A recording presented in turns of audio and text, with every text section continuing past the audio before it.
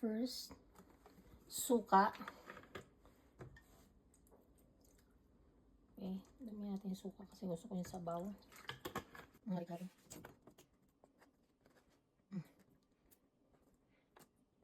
Bawang. Sibuyas. Kamatis. Okay. Sili. Lagyan natin ng tubig. Lagyan natin ng maraming paminta.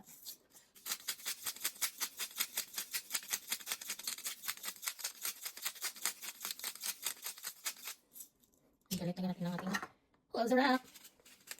Hindi lang. Tsaka lagyan natin ng pachish. Yan, lagyan natin ng olive oil. Yan, syempre, bubuksan mo na yung kalan. Tcharan! Tapos, tatakpan mo na yan. So, yan lang.